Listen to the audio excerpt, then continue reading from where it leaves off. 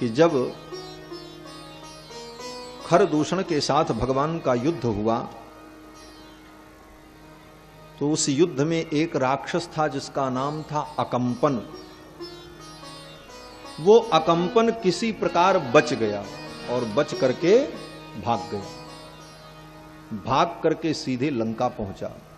त्वरमाणस्ततो गत्वा जनस्थानाद अकंपनः, वो अकंपन नाम का राक्षस सीधे लंका में पहुंचा।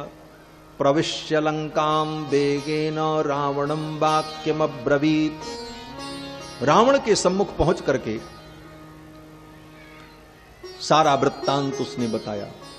खरश्च निहितः संखे, खर दूषण और त्रिशरा ये तपस्वी राम के द्वारा मारे गए, 14,000 राक्षस मारे गए। ये वृत्तांत अकंपन ने रावण को सुनाया।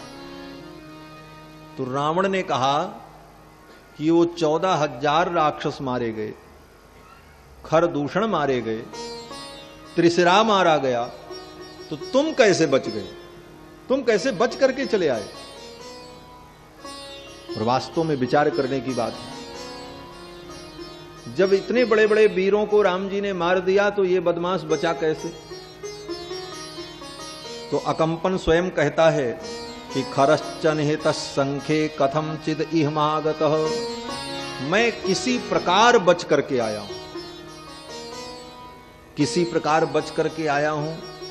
किस प्रकार से बचा? बोले ये प्रकार तो यहां पर नहीं लिखा है, लेकिन वाल्मीकि रामायण की टीका में आचार्यों ने ऐसा अनुभव किया है कि अकंपन ने सोचा कि ये मर्यादा पुरुषोत्तम है, ये किसी स्त्री का वध नहीं करेंगे, और स्त्री का रूप अगर मैं धारण कर लूं तो मैं बच जाऊंगा। और अकंपन ने माया के द्वारा स्त्री का रूप धारण किया, तब वो बचा और बच करके भाग करके लंका आया। कथम चिद इहमागतः, किसी प्रकार भाग करके मैं आया हूं। और राम ने इतने वीरों को मार दिया, उन्हें जीत पाना असंभव है। नहि रामो दशग्रीव शक्यो जेतुम रणे त्वया, हे लंकेश, रण में राम को तुम नहीं जीत पाओगे, वो परम पराक्रमी हैं, दुर्धर्ष वीर हैं। तो रावण ने कहा कि फिर ऐसे राम को जीतने का उपाय क्या है? तो अकंपन ने कहा कि उनके साथ एक स्त्री है जिसका नाम सीता है, परम सुंदरी है।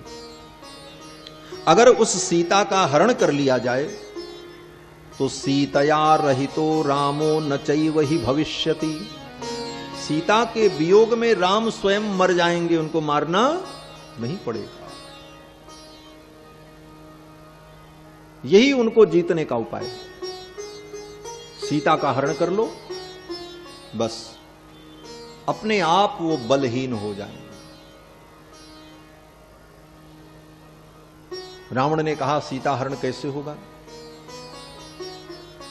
तो सारी युक्ति अकंपन ने बता दी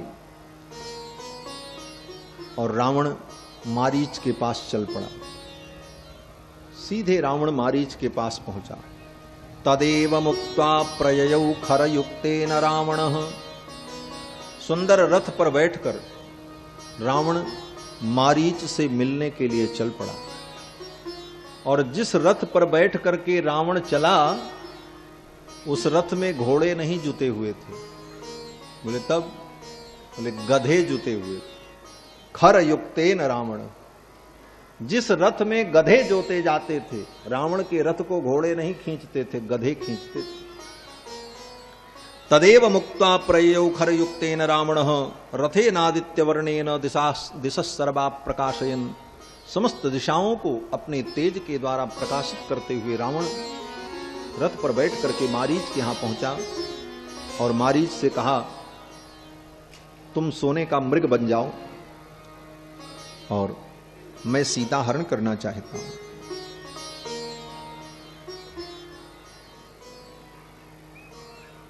रावण ने जब मारीच ने जब सुना तो मारीच ने रावण से यही कहा कि लंकेश, जिस किसी भी व्यक्ति ने तुमको ये सलाह दी है सीता हरण की, वो व्यक्ति तुम्हारा शत्रु है, ये समझ लेना।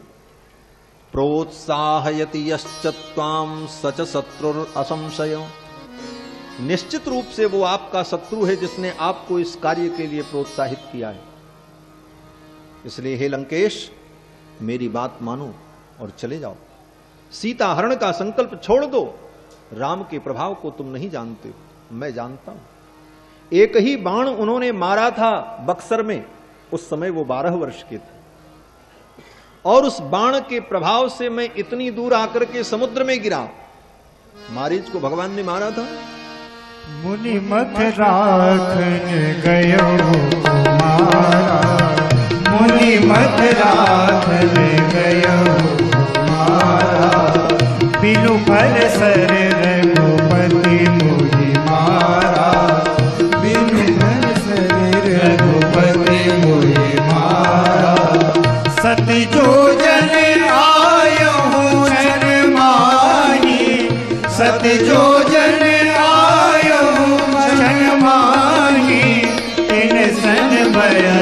किए बलनाई, दिन सन किए बलनाई। ऐसे राम से शत्रुता करना अच्छा नहीं होगा, भला नहीं होगा। लंकेश, अपने इस संकल्प को त्याग दो, जाओ। स्वम से सुदारेषु रमस्व नित्यम।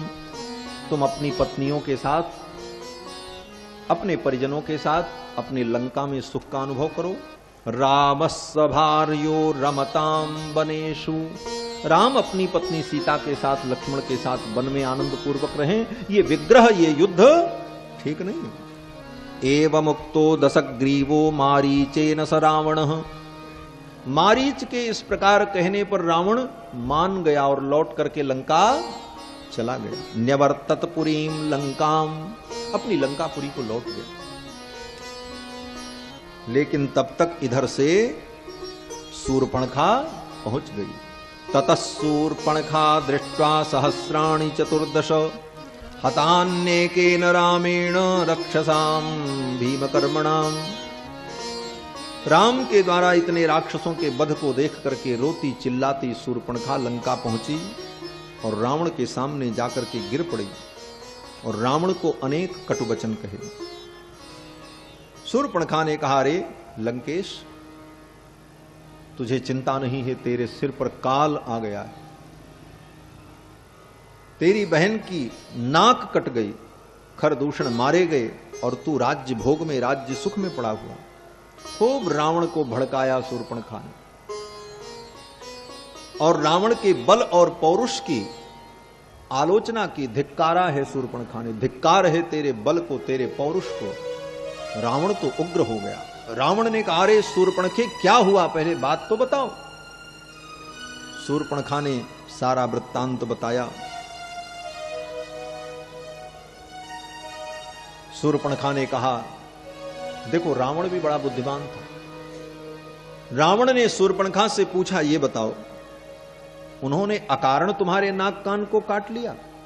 ऐसा नहीं हो सकता। तुम वहां गई क्यों थी, ये बताओ। रावण ने पूछा, तुम वहां गई क्यों थी? अकारण वो तुम्हारा नाक कान नहीं काट सकते, कुछ तो जरूर हुआ होगा। तो अब शूर्पणखा कैसे कहे कि हम ब्याह करने गए थे और नाक कटा के चले आए?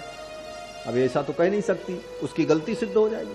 तो शूर्पणखा ने रावण से कहा, शूर्पणखा जानती थी कि रावण बहुत बड़ा कामी है और यही इसकी कमजोर नस है। शूर्पणखा ने कहा, लंकेश, उनके साथ एक सुंदर स्त्री है जिसका नाम सीता है।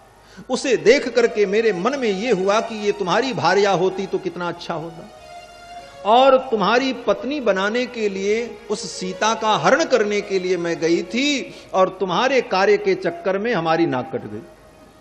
सारा दोष रावण के ऊपर डाल दिया। अब तो रावण को दया आ गई, मेरी बहन ने मेरे लिए अपना नाक कान कटाया, अब तो इसके लिए अगर मुझे अपना गला भी कटाना पड़े तो फिर कोई बात नहीं। रावण ने कहा, अगर ऐसी बात है तो इस अपमान का मैं बदला लूंगा। और रावण ने फिर रथ उठाया और चल पड़ा मारीच के पास। कामगम रथमास्थाय कांचनम रत्नभूषितम। रत्नभूषित स्वर्णमय रथ पर बैठ करके रावण सीधे मारीच के पास पहुंचा। और जब मारीच के पास पहुंचा तो मारीच उस समय भजन कर रहा था, माला जप रहा था लेकर, भगवान राम का स्मरण कर रहा, क्योंकि ये भगत हो चुका था भगवान का। बाण लग गया था इसलिए इसके हृदय में भी भक्ति आ गई। रावण ने कहा, मारीच चलो मृग बन जाओ और मैं सीता हरण करूंगा। मारीच ने कहा, लंकेश लौट जाओ, अगर मुझे जीवित देखना चाहते हो तो राम की चर्चा मत करो। तस्य राम कथाम श्रुत्वा मारीचस्य महात्मनः शुष्कम संभवत वक्त्रम परित्रस्तो बभूवच। राम की चर्चा सुनते ही मारीच का मुंह सूख गया, ओंठ उसके सूख गए और बार बार वो अपनी जीभ से अपनी ओंठ को चाट करके भिगोने लगा। जैसे ओंठ कभी सूख जाती है तो जीभ बार बार उसकी साज संहार करती है। राम का नाम सुनते ही मारीच इतना भयभीत हो गया। मृत भूत इवार्तस्तु रावणम समुदैक्षत।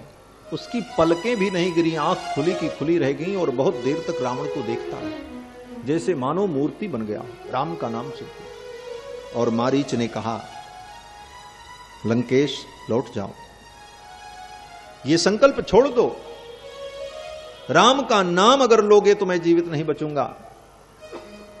जब से उन्होंने मुझे बाण से मारा है, कण कण में मुझे राम ही दिखाई पड़ते हैं। देखो, भक्त को भी कण कण में भगवान दिखते हैं। सी राम मैं सब जग जानी, करहूं प्रणाम जोरी जुग मानी। और यही स्थिति मारीच की हो गई। मारीच को भी कण कण में, पेड़ पेड़ में, पत्ते पत्ते में, डाली डाली में राम जी दिखते थे। वृक्षे वृक्षे च पश्यामि चीर कृष्णाजिनांबरम। मारीच ने कहा, ये जितने पेड़ हैं, पत्ते हैं, इन सब में मुझे राम दिख रहे हैं। सर्वत्र उसे राम का दर्शन है। वृक्षे वृक्षे च पश्यामि चीर कृष्णाजिनांबरम। और मारीच ने कहा कि रकारादीनि नामानि राम रामत्रस्तस्य रावण रत्नानि च रथाश्चैव वित्रासं जनयन्ति मे।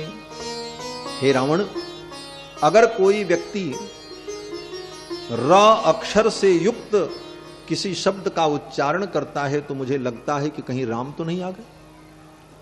कोई रथ कहना चाहे तो र सुनते ही मारीच डर जाता कि राम तो नहीं आ गए।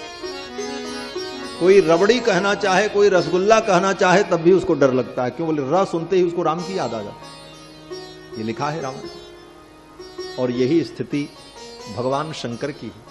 लेकिन शंकर जी डरते नहीं हैं, प्रसन्न हो जाते हैं।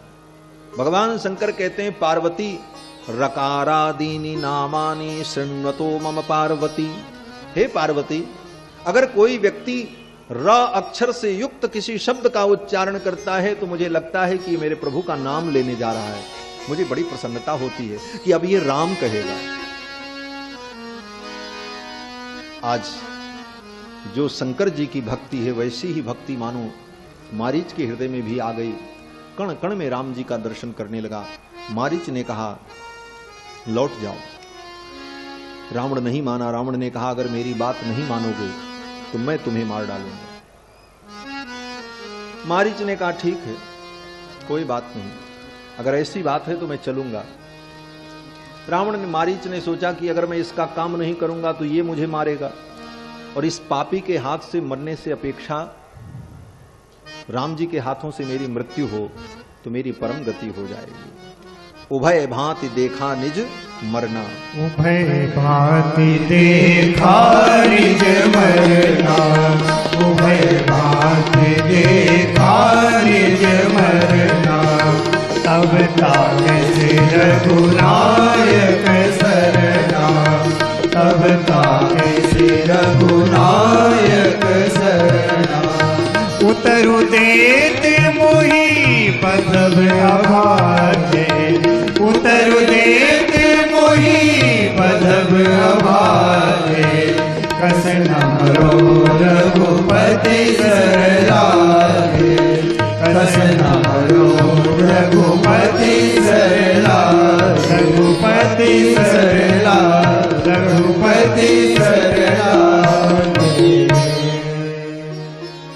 मारीच ने कहा क्यों न राम के बाणों से मृत्यु को प्राप्त करूं, और मारीच चल पड़ा। और मारीच ने मन में यही संकल्प किया कि जब मैं मृग बन करके भागूंगा, राम जी मेरे पीछे बाण लेकर के दौड़ेंगे, मैं घूम घूम करके उनको देखूंगा। मम पाछे धर धावत धरे सरासन बाण, बाण और धनुष को लेकर के राम जी मेरे पीछे दौड़ते रहेंगे, मैं देखूंगा। फिर प्रभु ही बिलोकी हूं, मौसम धन्य न आन, मेरे समान धन्य कोई नहीं होगा, राम जी के स्वरूप का मैं दर्शन करूंगा। मारीच चल पड़ा, सोने का मृग बनकर के आया है। जानकी जी ने मृग को देखा। जानकी जी ने कहा यह मृग बहुत सुंदर है, इस मृग को पकड़ लो और इसे हम पालेंगे अपने आश्रम में। ये पालनीय है, पालन करने की योग्य मृग है। और पालन योग मंजू मृग, ये मंजू मृग पालन के योग है। और जब वनवास की अवधि समाप्त होगी तो इस मृग को लेकर के अयोध्या चलेंगे।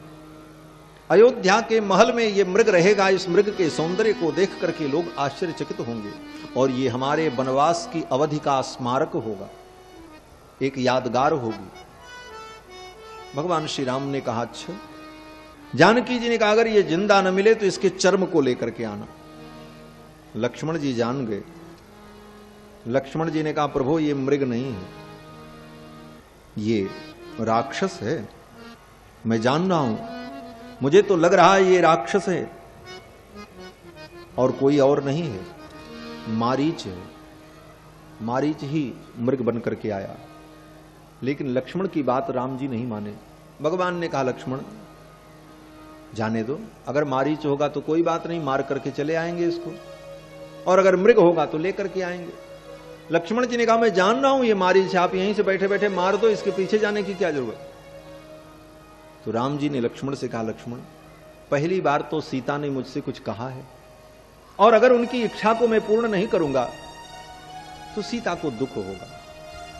तो लक्ष्मण जी तो जीवाचार्य हैं ना। आचार्य की कितनी महिमा है कि आचार्य की बात को अगर भगवान भी न माने तो भगवान को भी विपत्ति में पड़ना पड़ता है।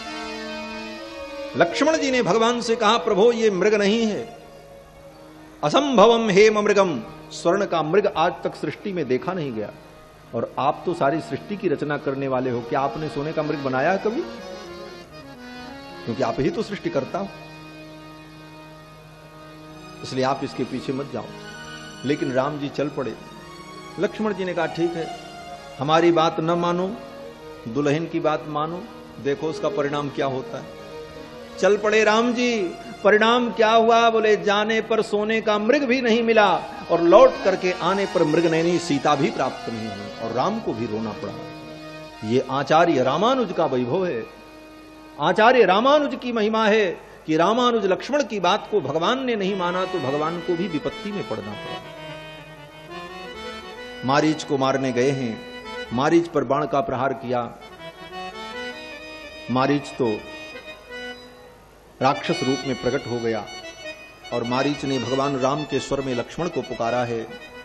लक्ष्मण जी सुन रहे थे। सीता जी ने कहा जाओ जाओ, रघुनंदन की ये ध्वनि है, वो तुम्हें बुला रहे हैं, लगता है कोई विपत्ति आ गई। लक्ष्मण जी ने कहा उनके ऊपर कोई विपत्ति नहीं आ सकती, वो सर्वसमर्थ हैं। लेकिन सीता जी नहीं मानी और अनेक कटु वचन लक्ष्मण जी को कहे। मरम वचन सीता जब बोला, हरि प्रेरित लक्ष्मण मन डोला। लक्ष्मण का मन डोल गया। लक्ष्मण जी ने कहा ठीक है जाते। सीता जी भी लक्ष्मण की बात नहीं मानी, परिणाम बोले सीता जी को भी विपत्ति में पड़ना पड़ा। लक्ष्मण जी तो चले गए और गए हैं, और जब लौट करके आए उसके पहले रावण सन्यासी का रूप धारण करके आ गया और सीता जी का हरण करके पुष्पक विमान में बैठा करके लेकर के चल पड़ा है। गृद्धराज जटायु से भयंकर युद्ध हुआ है। गृद्धराज जटायु के पंख को रावण ने काट दिया। गृद्धराज जटायु घायल होकर के गिर पड़े, और सीता जी को लेकर के रावण अशोक वाटिका में ले जाकर के बैठा दिया। रावण ने लंका में सीता जी को स्थापित कर दिया है। भगवान राम श्री लौट करके आए तो कुटिया को खाली देखा है, विलाप करने लगे। फिर तो भगवान श्री राम और कुमार लक्ष्मण सीता जी को ढूंढते हुए आगे बढ़े हैं। आगे सीता अन्वेषण का प्रसंग आता है, और भगवान